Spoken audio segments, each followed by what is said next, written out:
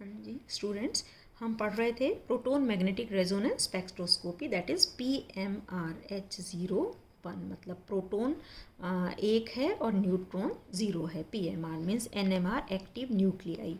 मान लीजिए हमारे पास ऑर्गेनिक कंपाउंड है इथाइल क्लोराइड, तो इसमें इथाइल क्लोराइड में ये जो 5 तो प्रोटोन है एक मॉलिक्यूल में और 2 कार्बन है, एक क्लोरीन है। तो हम केवल प्रोटोन जो है वो कहाँ कहाँ पर है, ये न्यूक्लियाई कहाँ कहाँ प्रेजेंट है, केवल उसको स्टडी करने से भी हमको इसका काफ़ी कुछ स्ट्रक्चर पता चल जाता है। मान लीजिए हमको इसका मॉलिक्यूलर फार्मूला पता है और ये पता है कि प्रोटोन कहाँ कहाँ पर कितने कितने प्रोटोन प्रेजेंट है, तो हम इसका मॉलिक्यूलर फार्मूला इलिसिडेट कर सकते हैं। अगर हमको एक बार पूरे प्रोसेस से NMR स्पेक्ट्रम मिल जाता है इस तरह से इंटेंसिटी और मैग्नेटिक फील्ड के बीच में, तो उसको इंटरप्रेट करने के लिए हम 4 एस्पेक्ट हैं जो रीड करते हैं, 4 मेन चीज़ें हैं जिसको अगर हम रीड कर लें तो हमें NMR स्पेक्ट्रम से ऑर्गेनिक कंपाउंड के स्ट्रक्चर को इलिसिडेट करने में हेल्प मिलती है या हम इलिसिडेट कर सकते हैं। वो क्या है? फर्स्ट है नंबर ऑफ सिग्नल्स, या हम कहें equivalent and non equivalent protons, या हम यूँ कहें कि किसी भी ऑर्गेनिक कंपाउंड में कितनी तरह के, कितने टाइप ऑफ प्रोटॉन्स प्रेजेंट है। जैसे मान लीजिए हमारे पास अभी हमने आपको बताया था इथाइल क्लोराइड है, इसमें ये जो 3 प्रोटॉन हैं ये इक्विवेलेंट नेचर के हैं और ये जो 2 प्रोटॉन हैं ये दूसरे इक्विवेलेंट नेचर के हैं। मतलब 2 type of protons are present. This 3 CH3 वाले जो 3 प्रोटॉन हैं these are of equivalent nature and this 2 are of equivalent nature. तो 2 टाइप के प्रोटॉन प्रेजेंट है, CH3 टाइप के और CH2 टाइप के। तो हमें यहाँ पर 2 नंबर ऑफ सिग्नल्स जो मिलेंगे वो 2 मिलेंगे, 2 सिग्नल मिलेंगे। मीन्स कितने सिग्नल किसी भी स्पेक्ट्रम में मिलते हैं, NMR स्पेक्ट्रम में इस तरह से 2 सिग्नल मिल रहे हैं, मतलब 2 तरह के प्रोटॉन प्रेजेंट हैं। अगर मान लीजिए 3 सिग्नल मिल रहे हैं, इसका मतलब कि उसमें कोई और इस तरह के 3 तरह के प्रोटॉन प्रेजेंट है तो 3 NMR सिग्नल मिल जाएंगे। तो टाइप ऑफ प्रोटॉन कितने हैं, इक्विवेलेंट टाइप ऑफ प्रोटॉन कितने हैं, उसके बेसिस पर नंबर ऑफ सिग्नल्स से हम पता लगा सकते हैं कि कितनी तरह के इक्विवेलेंट प्रोटॉन उस कंपाउंड में प्रेजेंट है। दूसरा होता है पोजीशन ऑफ सिग्नल, या हम कहें केमिकल शिफ्ट, या हम उसी के अंतर्गत पढ़ते हैं shielding and deshielding of proton, and that depends on the electronic environment of proton, कि प्रोटॉन का इलेक्ट्रॉनिक एनवायरनमेंट क्या है। जैसे यहाँ पर हम ये कह रहे हैं कि मैग्नेटिक फील्ड की स्ट्रेंथ और इंटेंसिटी ये हमें सिग्नल में मिलते हैं। तो मैग्नेटिक फील्ड की स्ट्रेंथ कितनी है, यहाँ ये मान लीजिए अप फील्ड है, हायर मैग्नेटिक फील्ड है, और ये डाउन फील्ड है, मतलब लोअर स्ट्रेंथ का मैग्नेटिक फील्ड है। तो सिग्नल अप फील्ड में मिलता है या डाउन फील्ड में मिलता है, या किसी सिग्नल को कहाँ मिलना चाहिए और वो मिल कहाँ रहा है, दैट डिपेंड्स कि वो जो प्रोटॉन्स है, मान लीजिए CH3 का हमें एक सिग्नल मिल रहा है, तो ये सिग्नल ये वाला होगा या ये वाला होगा, कौन सा इन तीनों में से, मान लीजिए इथाइल अल्कोहल है तो 3 सिग्नल मिल रहे हैं, इसका अप फील्ड में CH3 का है या CH2 का है या OH का है, ये वाला पर्टिकुलर सिग्नल जो है ये किन प्रोटॉन्स का है, इसका है या इसका है या इसका, ये डिपेंड करता है कि ये जो प्रोटॉन है इनका इलेक्ट्रॉनिक एनवायरनमेंट कैसा है। मीन्स इन प्रोटॉन्स के चारों तरफ जो इलेक्ट्रॉन्स हैं उनकी डेंसिटी क्या है, वो एक्सटर्नल मैग्नेटिक फील्ड को कैसे रिस्पॉन्ड कर रहे हैं, क्या उनका प्रभाव पड़ रहा है, बाह्य जो हम चुंबकीय क्षेत्र डाल रहे हैं उस पर, उसको किस तरह से ये फील कर रहे हैं। तो मैग्नेटिक फील्ड की इसके स्पेक्ट्रम में जो सिग्नल्स हैं इनकी पोजीशन है वो ये बताती है कि इलेक्ट्रॉनिक एनवायरनमेंट क्या है, किस किस तरह के प्रोटॉन हमारे पास प्रेजेंट है। तीसरा है that is intensity of signal, कि पीक एरिया क्या है, प्रोटॉन काउंटिंग या number of proton in each signal, इसमें कितना एरिया है, तो इसमें 3 प्रोटॉन होंगे, 2 प्रोटॉन होंगे या 1 प्रोटॉन होगा, उससे हम प्रोटॉन्स का नंबर भी पता लगा लेते हैं। और चौथी चीज़ है स्प्लिटिंग ऑफ सिग्नल, मेन है, इसमें भी बहुत ज़्यादा ये हमें इंफॉर्मेशन देता है, या इसी को हम कहते हैं spin spin coupling, that is number of present on neighbouring carbon atom, कि मान लीजिए हमारे पास इस तरह का ये मॉलिक्यूल है इसमें दो तरह के प्रोटॉन प्रेजेंट है, CH2 टाइप और CH3 टाइप। तो इनमें CH2 और CH3 टाइप में दो सिग्नल हमें मिलेंगे। सपोज यहाँ पर एक सिग्नल CH3 के कारण मिल रहा है और दूसरा सिग्नल CH2 के कारण मिल रहा है। तो यहाँ पर हमेशा ऐसा एक सिंगलेट नहीं मिलता है, ऐसा ये अगर आप देखेंगे तो ऐसा बाइफर्केटेड सा होता है, एक मल्टीप्लेट सा मिलता है। तो ये जो मल्टीप्लिसिटी है, ये जो स्प्लिटिंग हो रही है, ये किसी सिग्नल का कौन सा मल्टीप्लेट मिल रहा है, वो सिंगलेट है या डबलेट है या ट्रिपलेट है, कितने में वो डिवाइड हो रहा है, वो क्वार्टेट है या वो क्विंटेट है, कितने में डिवाइड हो रहा है, दैट डिपेंड्स कि अगर इन CH2 का ये सिग्नल मिल रहा है तो साइड में कितने प्रोटॉन प्रेजेंट है, वो इस CH2 को कितने मल्टीप्लेट में डिवाइड करते हैं, या ये जो सिग्नल मिल रहा है ये इसको कितने में डिवाइड, जैसे यहाँ पर दो प्रोटॉन है तो वो इसको हमेशा हमारा यहाँ पर हमेशा एक ट्रिपलेट मिलेगा। अगर केवल दो प्रोटॉन है मतलब इसका यहाँ पर अगर हमें एक सिग्नल मिलता है दो प्रोटॉन के कारण, हमेशा यहाँ पर जो एक सिग्नल मिलेगा वो इस तरह से ट्रिपलेट बना हुआ सा सिग्नल मिलेगा। लाइकवाइज इसमें ये 3 प्रोटॉन है, इसका जो सिग्नल मिलेगा साइड में केवल 3 प्रोटॉन है तो ये हमेशा एक क्वार्टेट के फॉर्म में ऐसा सिग्नल मिलेगा। तो डिपेंड करता है कि किसी प्रोटॉन का कौन सा मल्टीप्लेट मिल रहा है, वो ये बताता है कि उसके एडजेसेंट कार्बन एटम पर कितने, या एटम पर कोई भी वो एटम हो उस पर कितने नंबर ऑफ प्रोटॉन प्रेजेंट है। ये एक इम्पॉर्टेंट है और इसी में हम ये भी पढ़ेंगे स्पिन स्पिन कपलिंग एंड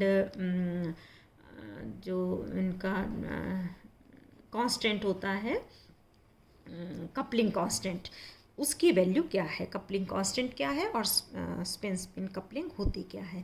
तो ये 4 चीज़ें हैं, नंबर ऑफ सिग्नल कितने हैं, पोजीशन ऑफ सिग्नल क्या है, इंटेंसिटी ऑफ सिग्नल क्या है, एंड स्प्लिटिंग ऑफ सिग्नल, या कौन सा मल्टीप्लेट मिलता है या कपलिंग कौन सी हो रही है।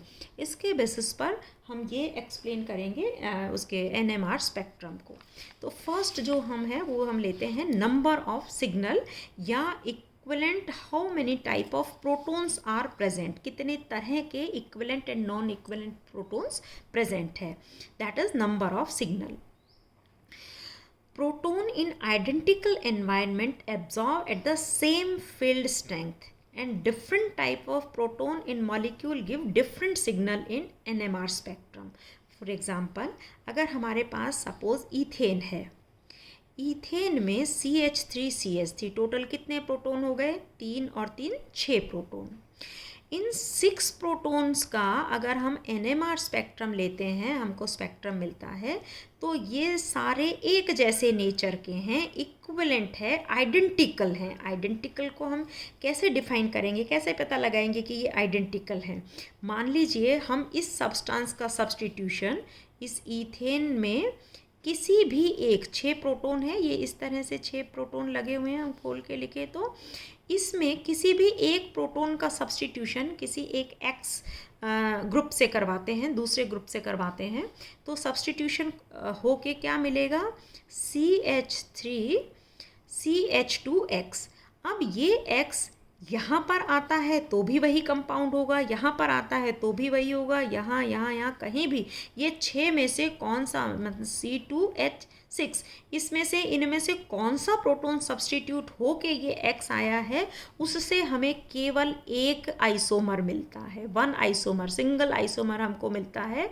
सिंगल आइसोमर का मतलब कि ये 6 के 6 प्रोटॉन सेम नेचर के हैं, all the 6 protons are equivalent protons of the same nature, and that's why we get only 1 isomer of this. So equivalent protons क्या हुए, वो प्रोटॉन्स जो कि केमिकल एनवायरनमेंट जिसका सेम हो, आइडेंटिकल हो, और इसका अगर हम सब्स्टिट्यूशन किसी और ग्रुप से उसको सब्स्टिट्यूट करते हैं तो उसका केवल सिंगल आइसोमर हमें मिले, वो सारे के सारे प्रोटॉन्स कहलाएंगे आइडेंटिकल प्रोटॉन्स।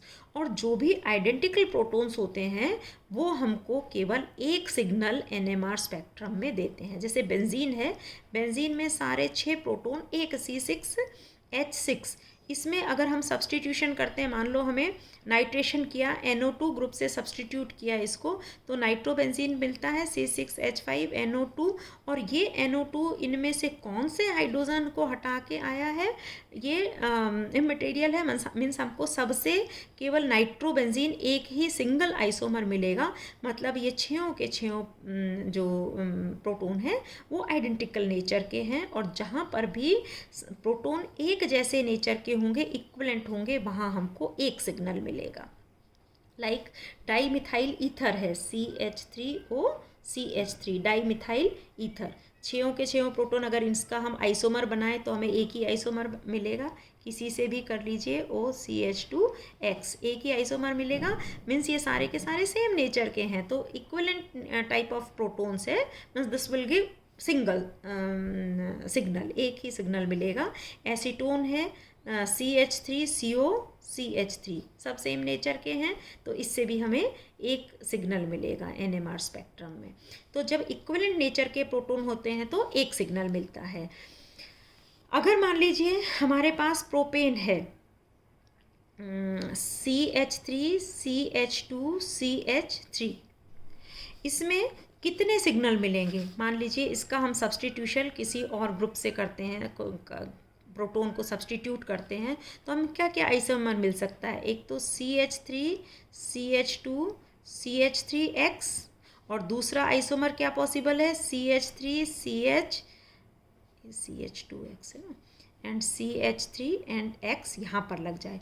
मतलब केवल दो पॉसिबिलिटी है कि हमारा ये आने वाला ग्रुप या तो इनमें से, इन 6 इक्विवेलेंट नेचर के प्रोटोन में से किसी एक को सब्सटीट्यूट करें, एक ही आइसोमर बनेगा। चाहे इन तीनों में से कोई भी प्रोटोन हट के X आए, एक आइसोमर बनेगा। इन तीनों में से कोई भी बने, वो सेम आइसोमर, ये एक आइसोमर पॉसिबल है।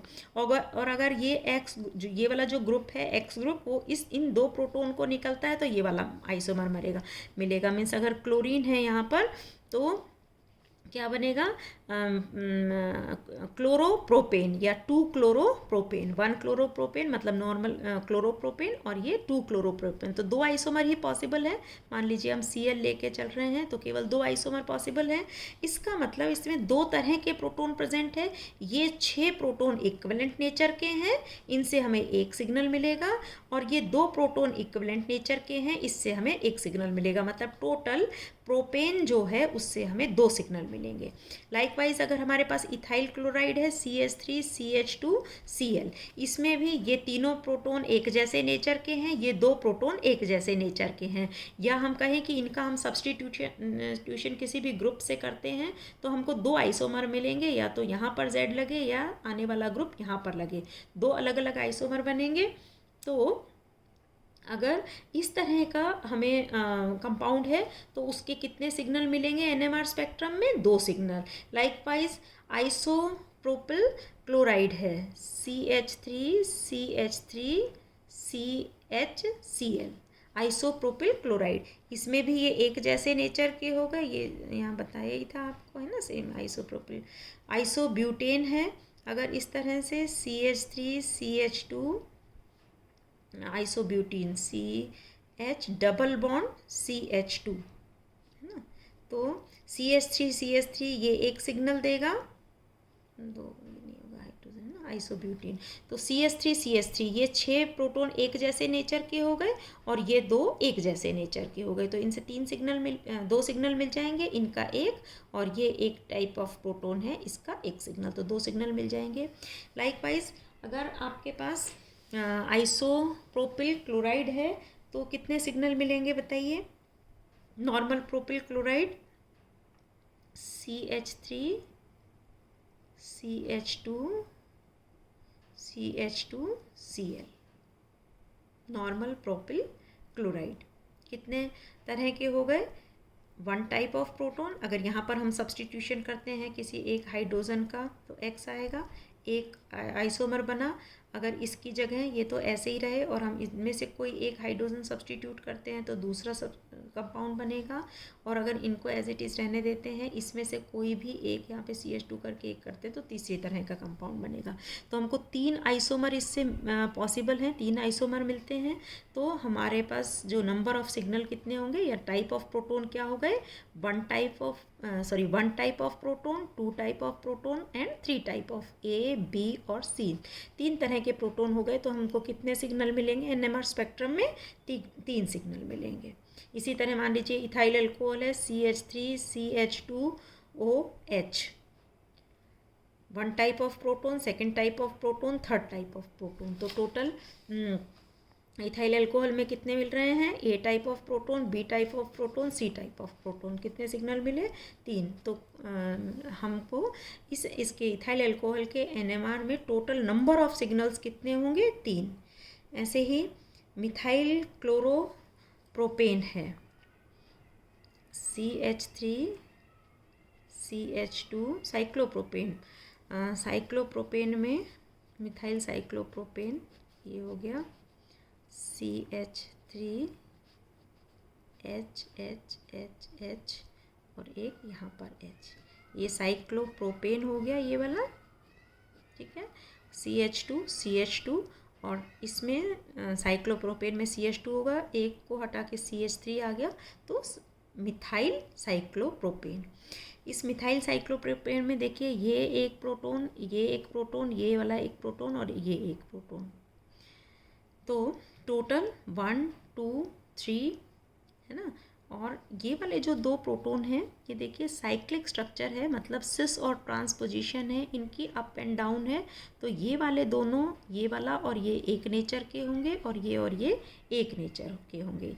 इक्विवेलेंट प्रोटोन जो हैं वो इस तरह से, तो 1 2 3 और 4 ये अभी आपको बताएंगे कि अलग अलग कैसे हैं, डाइस्टीरियोमर्स हैं, तो इसलिए ये अलग अलग होगा। ये वाला प्रोटोन अगर होगा तो दूसरा सिस पोजीशन मिलेगी और ये होगा तो इसके ट्रांस पोजीशन मिलेगी। इस तरह से 4 सिग्नल इसका मिलेगा। तो जो NMR स्पेक्ट्रम में अगर हमको ये डिटरमाइन करना है कि इक्विवेलेंट प्रोटोन क्या है, तो उस प्रोटोन को हम किसी और एटम से या किसी और ग्रुप से सब्सटीट्यूट कर देते हैं और जितने आइसोमर मिलते हैं जो प्रोटोन है उतने तरह के इक्विवेलेंट प्रोटोन कहलाएंगे। अब ये देखने के लिए कि टोटल इक्विवेलेंट प्रोटोन्स कितने हैं, इसमें भी थोड़ा सा हम केमिकली इक्विवेलेंट प्रोटोन्स कौन से होंगे, होमोटोपिक क्या हैं, एनेंशियोटॉपिक प्रोटोन्स क्या हैं, डायस्टीरियोटॉपिक प्रोटोन्स क्या है, ये नेक्स्ट लेक्चर में पढ़ेंगे। Thank you.